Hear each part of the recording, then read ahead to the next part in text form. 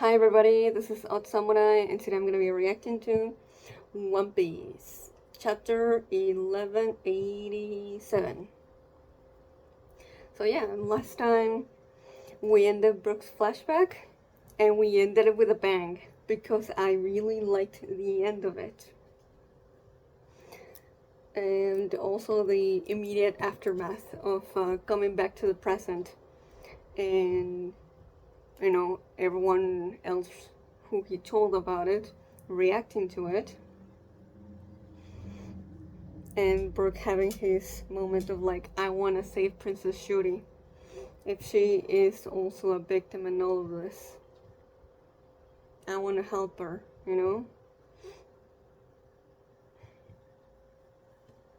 And he asks the help for all the straw hats that are there, and of course everyone is like, of course, I'm in. That was so sweet.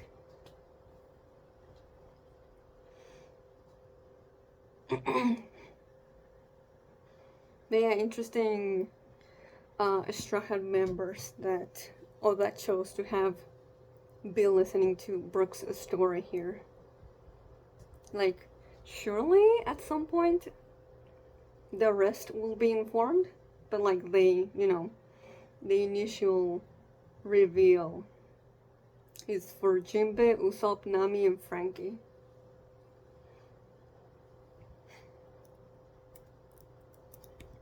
But yeah, I already said how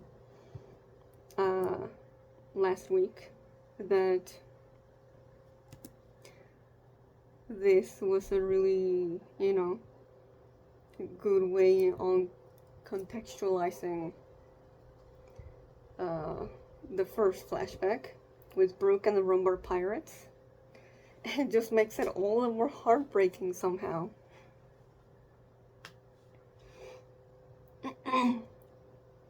Like, yeah, he does say that he tried to cope by thinking that all of that he saw there were illusions and not real memories. But like, come on, at some point, or like, in the back of his mind, Brook must have been thinking like, no, it is true. But he just wasn't equipped to handle it back then. Still though, the trauma that it left, it certainly never left him.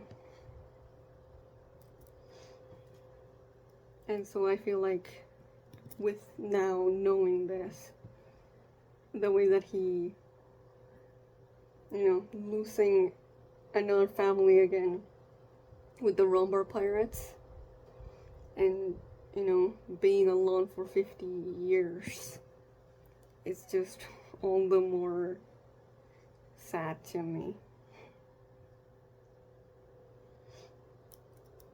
He probably thought he didn't deserve to have another family after losing those two. Ruben, Candle, and Shuri, then the Rumbar Pirates. And that was also, it would be another thing of why Brook didn't want Luffy and the Straw Hats to help him in Thriller Bark, and he wanted to endure it all on his own, because every time he tries to get close to people, they all end up dead. So, like, yeah.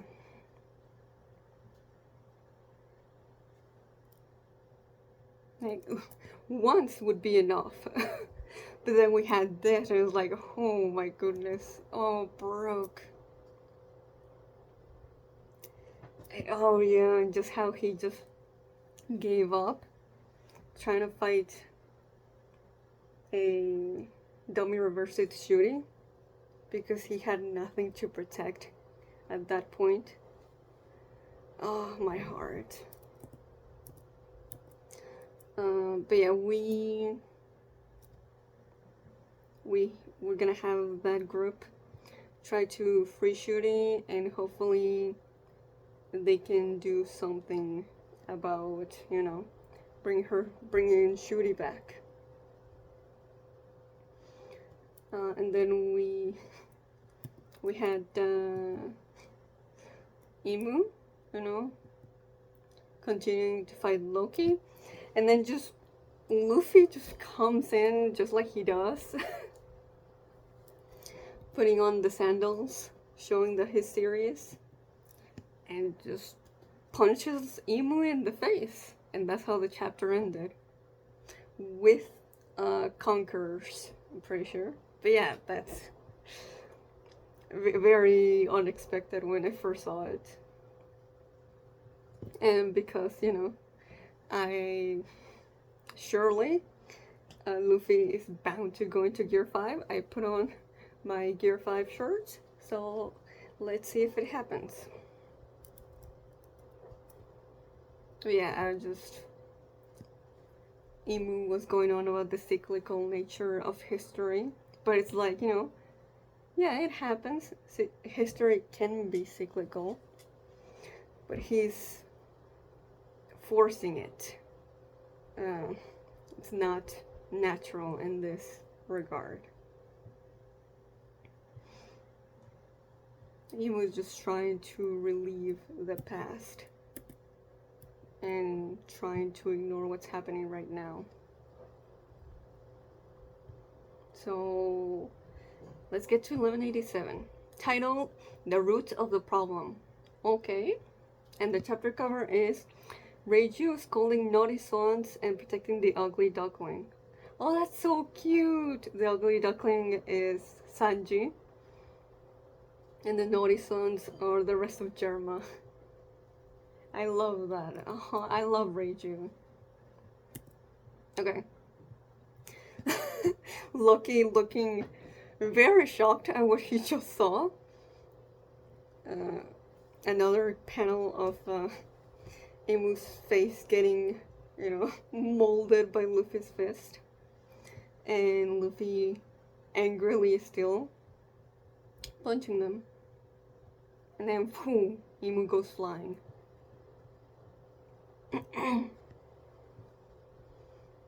Yeah, made Imu bleed from the mouth. Not smiling. Even though surely Imu must know that Luffy has the Nika Nika no Mi. But we're probably gonna get that reaction when Luffy goes into Gear 5. Then Imu uses the, what's it called? The Karma power? No, Omen power, that's it. To probably cushion the landing. Although, you know, there is an explosion, so I don't know, explosion cushioning a landing? Well, that was a pretty good shot, I'll admit. But it only happened because of all the damage I put on him first. Sure, yeah, teamwork makes the dream work.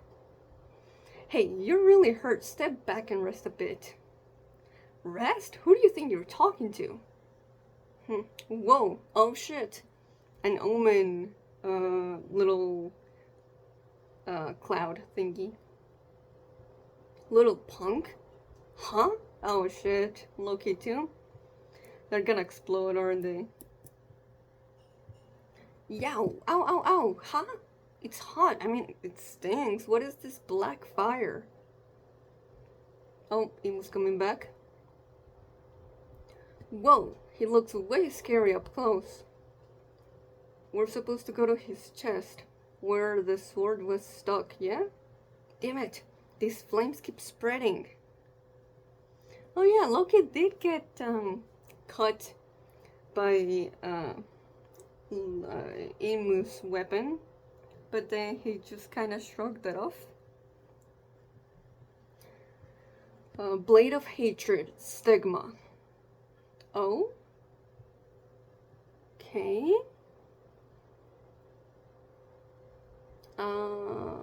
Okay, so basically this sword turned into a giant ass sword and just pierced Loki in the chest. That's not good. And Loki dropped Ragnar too. That looks like a very big wound. Surely he cannot shrug this one off. Hey, is this, has Loki be out of the fight for a while? I'd understand. Oh, okay, we're back with the Brook's group. What's going on with this thing? It won't even budge. Nothing works on it. Is that not ice? What if it's actually diamond or something? Yeah, it's the result of Ragnar's power. Diamond? But if it's anything but ice, then the woman inside has definitely suffocated. Oops. Dummy. But if I touch it, it feels cold.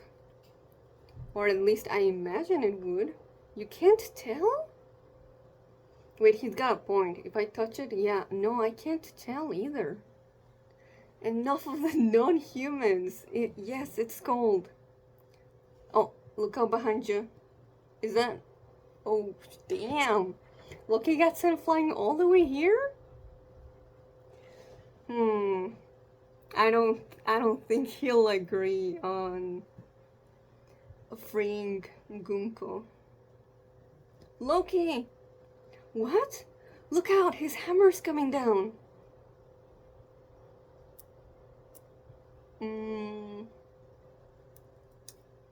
Welp.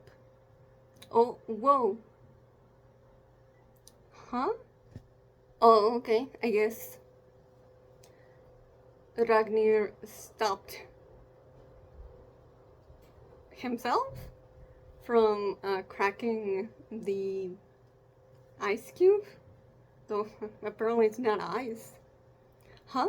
Did he just go down? He got stabbed through the chest. Yes, he did, and he's coughing pretty badly. Cootie-dee-dee! Oh, look everyone! Oh, now it's melting? Whoa, the ice has suddenly begun to melt. Why though? Usually that happens if a devil fruit user loses consciousness. But like, what actually made the freezing happen was Ragnar, the squirrel himself. So, and he's not out, you know, he's not knocked out, so I'm not sure what's up with that. Right? Because, yeah, Gunko got frozen with the hammer power, not with Loki's dragon form. Whoa, the ice has suddenly begun to melt. Princess Shuri! Oh, now we're back to Luffy. He was pretty focused on what was happening with Loki, so he gave his back to Imu. That's reckless. Whoa. Okay, he's looking back. Shing.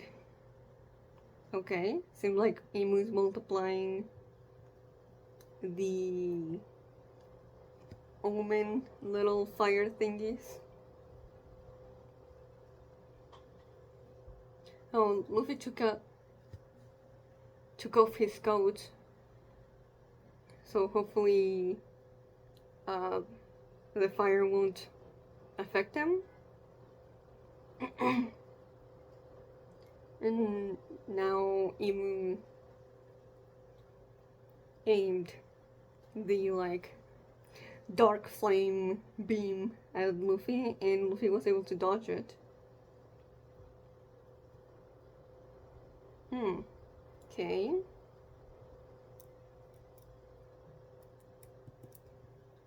Oh man, okay. We're changing scene again. Western Village, Sea Cloud Port. School Library, W Village. Branch Route, Port. Team Zoro. What are you doing here? You're one of the 3 demons. Straw Hat Crew. You were in the village earlier. What do you want? You're gonna get hurt. You're the ones who ruined the feast between good old friends. So, forget about it. It's just 10 or 20 kids, that's all. My companion will be retrieving the brats in no time, and we'll be out of your hair, no fuss. He says it so nonchalantly, it's kind of funny. Huh. Uh-huh. Fancy that. My companion just went toward the village, so my guess is that you're saying coming back. Oh, go ahead. Adding that to the few number of times that Zoro has out loud stated his trust in Sanji to protect others. Yeah? Mind if I ask why? Because he'll be dead. Straw Hats don't regularly kill their enemies, especially named characters. Plus, the Holy Knights can't die unless Imu takes away their contract. But Zoro do be aura farming, so I'll allow it. He's aura farming for Sanji. Yeah, do you have any idea how on top of our game we are? Okay. He shot a vine of thorns against Zoro. But yeah, I guess we are going with this matchup, huh? I can't believe how wrong I was because, you know, Sanji versus Summers and well, especially Sanji versus Summers felt like such an easy prediction because of how antithetical Summers is to what everything that Sanji stands for. And then, you know, it leaves Killingham with Zoro. Though Summers does have a sword on his hip, but I don't remember using it at all. So if that's the only reason, I mean, I guess.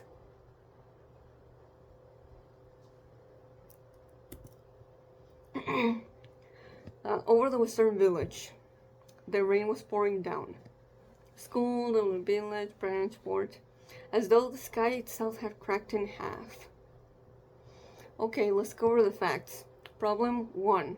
A monster bigger than the giants has taken the children away. Response. Unfortunately, I won't be saving the kids. Problem 2. Their wailing mothers are an unbearable sight. Response. Unfortunately, the monster is a woman. I can't kick her. Really? That works as well? I mean, it just because it took the form of a woman. Yeah, I mean, he couldn't kick Bon Clay way back in Alabasta when they took on Nami's appearance, so consistency is definitely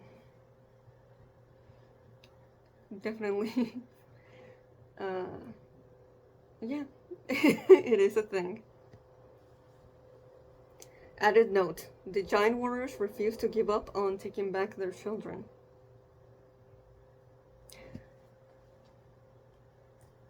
Okay, so Sanji is having this problem. Is he gonna find a solution on something that he can do on his own? Or will we have a scene where Sanji and Zoro switch opponents? Ripley! Damn it! Don't take him away from me! Colin! Mommy! I'm sorry I got caught again. Problem 3. I don't want to see a woman's tears, but I won't take part in the fight because you're the root of the problem. Ah, so that's where the chapter title comes in. The giants might lose sight of you, but you can't escape from me. Huh, you're tougher than you look. Oh, I kind of forgot what was Killingham's weapon, and it's a trident. So, you know, it's kind of a sharp bladed question mark weapon. So Zoro could still fight him.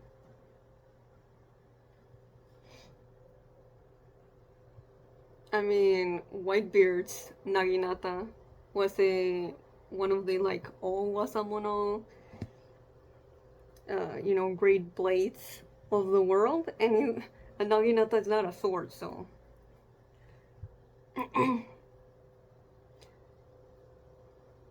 I'm putting a stop to all of this.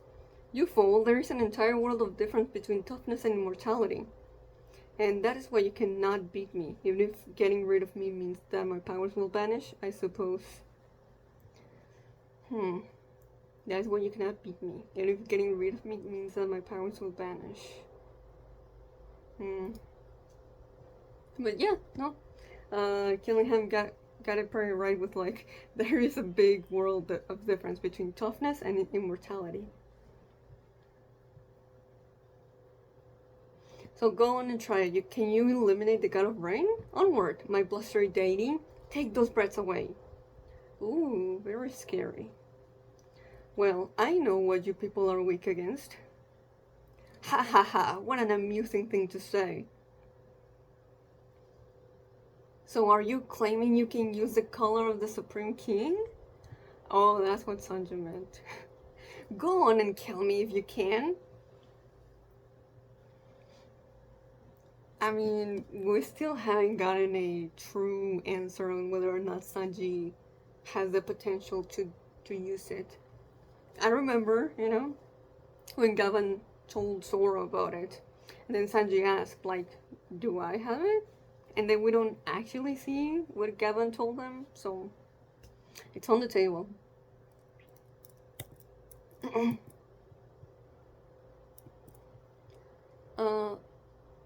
How do you expect to support your car? Okay, yeah, okay, we're going to back to this. Oh, how do you expect to support your captain and emperor of the sea? Sorry. No, Zoro. Hey, Gramps, what about me? Can I use Supreme King Haki? You should have the potential for it. Really? However, in your case, for some reason, you possess a streak of masochistic instability. You must be a king too. A king. If you truly want to make Luffy the king of the pirates. Ooh. Yes, okay. See, because I would have understood either way. But I like this actually. Because what is Haki all about? Willpower, ambition, just,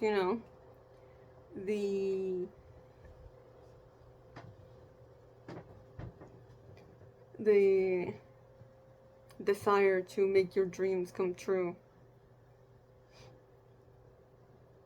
And especially conquerors. Or at the very least, to want to make someone else's dream come true. But Sanji does have a dream of his own. But unlike Zoro and Luffy, he doesn't prioritize it whatsoever. And in fact, he kind of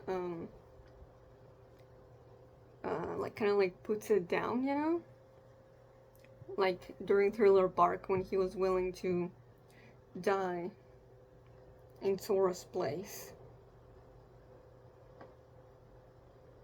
And he said, like, these guys can easily replace me, so do it. So yeah, I feel like this is gonna be a thing of Sanji working on not having such a low self-esteem and just not being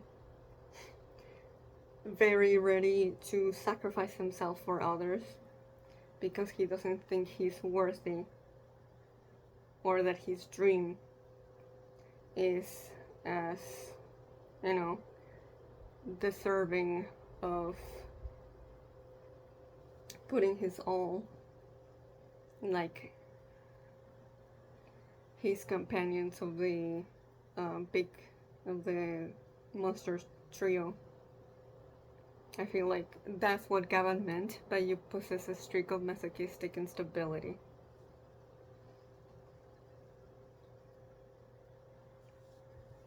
In the sense that, yeah, he finds it way easier to just put his own needs and wants aside for the needs of others. Not that Zoro never does it, but like, you know, he can also be self-sacrificial, and just the way that, you know, he puts his, you know, how he puts his expectations and how Luffy, what he expects of him, or at least how Zoro perceives that to be. And I feel that was the reason as to why Zoro didn't even know he had conquerors until Gavan told him. But in this is straight up just like, no, you could unleash it. But unlike Zoro and Luffy, he's just, you know, his will to put his dream and just his own self as priority is just never really the case. Whereas, you know, whenever Zoro and Luffy have big fights, you can always feel that it's both in part to protect, you know, their friends, but also as a stepping stone to get closer to their dream. Whereas Sanji doesn't really have that. And if it does, it's subconscious. But yeah, this is really good for Sanji. I wasn't expecting it to show up here, but it makes complete sense. And I'm hoping that we get some introspection from Zoro like this. In regards to, like, yo, the fact that Zoro apologized and he was like, sorry. When Gavan basically scolded him for being like, you know, how do you expect to support your captain, an emperor of the sea, if you're not even, if you don't even fully know yourself, your true potential, and use it to the max? Because that's such a big thing for Zoro, the fighter of the crew. If he can't protect everyone, if he can't support everyone else, then, you know, he's failing his job, and he's failing his pirate crew, his found family. So yeah, hopefully we dive more into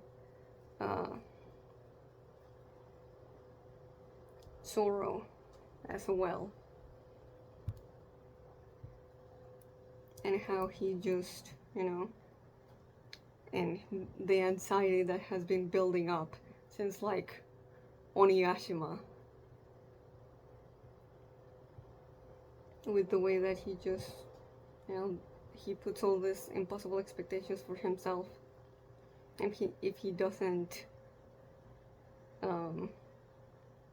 reach them, then he's way too hard on himself.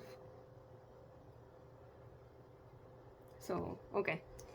Yeah, I'm seeing the rest of the page, but I really wanted to hone in on that. Okay.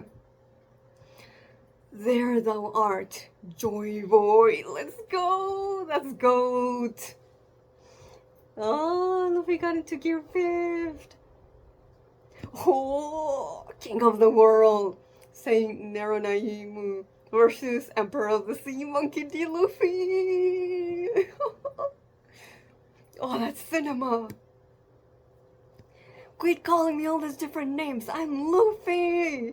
Oh, yes! Oh, this is so good! The man who will be king of the pirates! Oh, that's a great end to the chapter! Oh, that's such a...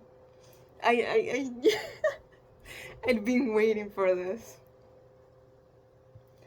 Like, from that chapter where, Amy was like, isn't that right, Joy Boy? I was like, oh, yeah. I just knew that he was gonna call, Luffy in Gear 5th Joy Boy. And that Luffy was gonna be like, stop, making other people relive the past with you. It's suffocating. And here is basically like, yeah, who the hell are you looking at? Stop putting all these labels on me. I'm just Luffy, okay? Because, Luffy's whole thing is like, I want to be the most free person in the world. And one of those aspects would be like, I am my own person. Acknowledge me as my own person. My individuality is super important to me. So you better get that clear. Oh, that's goat! I love Luffy so much. Oh, that was so good. Yeah, okay. Like, the whole chapter was good, but man, that last double page spread, oh, that was great.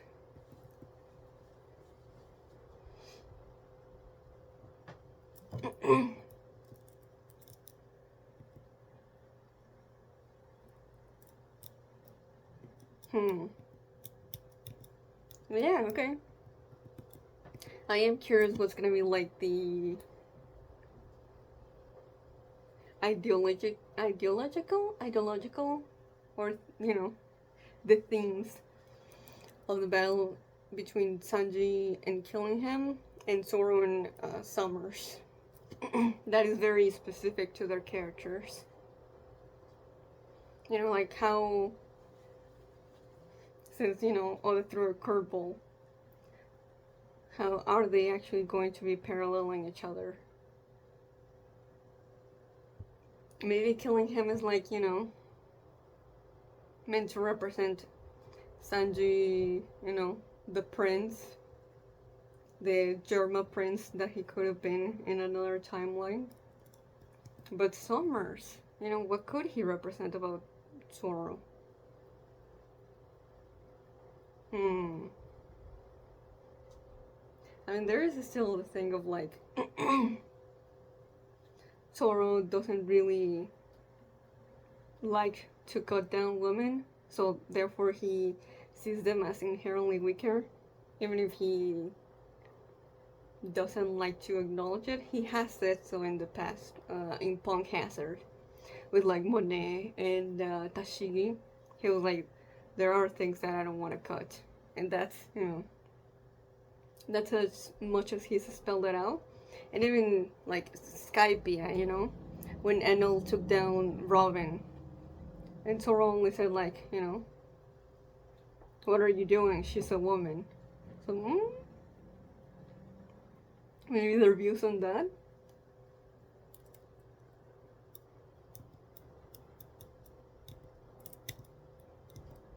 Not to mention that in the fight on the rooftop, in Onigashima, I don't think Zoro attacked or cut Big Mom once.